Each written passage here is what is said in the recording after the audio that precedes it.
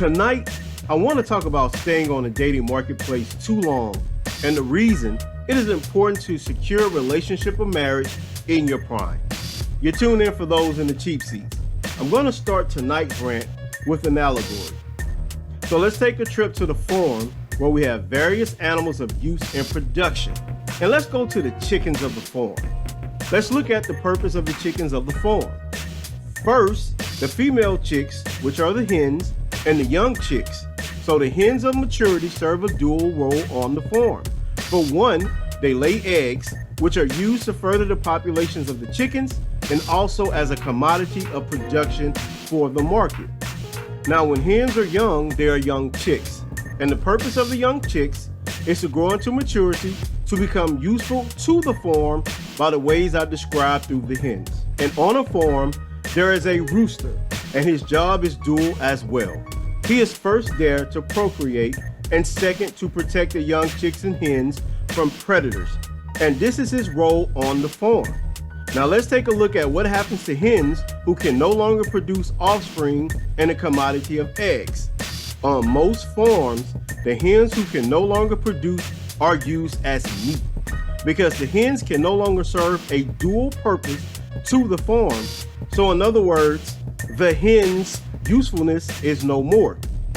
So to make use of this once useful resource, the farm goes into the last option of value for this resource, laying the hen to rest, completing the cycle over and over again. Now that I painted this picture, let's talk about people and the reason that so many women are old hens refusing to return to the coop to nest when they are past their prime. I relate the dating market to a farm in the sense that it serves a purpose to bring resources and commodities to servicing and buying clients, who are the servicing markers on the market, females, and who are the buying markers, the males, who in turn have the resources to buy a hen off the market, which is what the hen should want. However, in modern times, young chicks are being influenced to ignore the rules of the market and linger in goal-driven bliss, and when they are ready to enter the market after their prime value is dramatically reduced, she is then eligible for the highest buying marker with little or no value to the market. And what is the value? Her ability to produce offspring and further the lineage of the buyer. That's what the dating marketplace is, a figurative place where men and women go to link up with both having a goal to acquire some value. For women, it should be for resources and protection. And for men, offspring and femininity and someone to provide the comforts of a helpmate to ensure that he has the peace needed to bring in the resources needed to facilitate the life and comforts that his wife and children need to be productive people. That's what the market is. That's what the market is, for nothing else. It's not for the hookup culture. It's not for women to test out different men on a sea carousel to figure out which rooster she likes the most, which decreases her value by having a high body count, which you ladies may not like, but it does decrease your value. Women are not meant to stay on the dating marketplace past a certain age for a reason. Look at all the issues women have today. Women are the most liberated today than any other time in history, and yet women are not the happiest.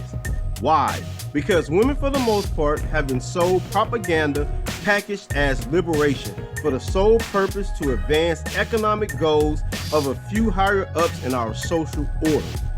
You have to get on the market and get off quick, because the longer you're on the market, the likelihood of you securing a productive man of value drops each year you are on the market past your prime, which for the most part is 29 years old. So what do we have today?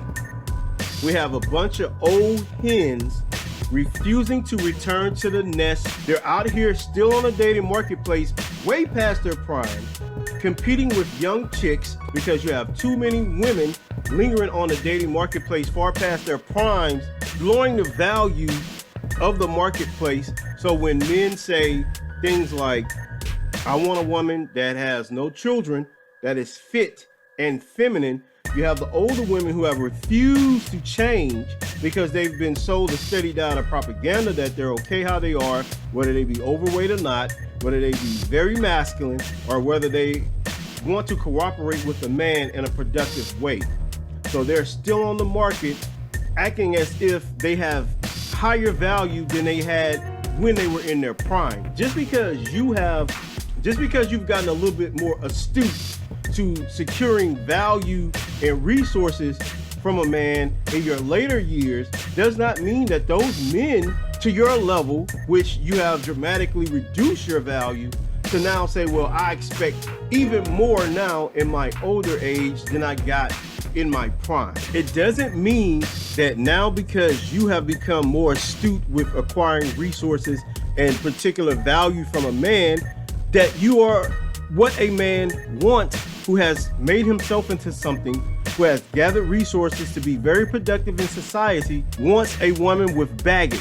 And I'm not trying to be funny here, and I'm not trying to denigrate women at all. What I'm simply saying is, when you have children or a child, when you have the burden of past relationships or marriages that failed, you bring that baggage along, and those men don't deserve that. They don't owe you understanding.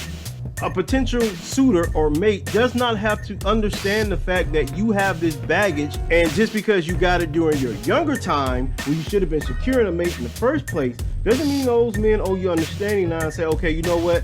Yeah, you were young and dumb, so I'll excuse that past behavior and now burden myself with the baggage that you're bringing from past relationships and the baggage of children that are not mine. You're now less attractive than you were 10 years ago. You put on weight. A lot of times you're overly masculine. You want to be the leader of the household, and you don't respect me, and your children won't respect me in the home, because this is whether women want to acknowledge it or not, but children not respecting the stepfather is a big deal for men. Want to be respected in their own home that they are footing the bill for.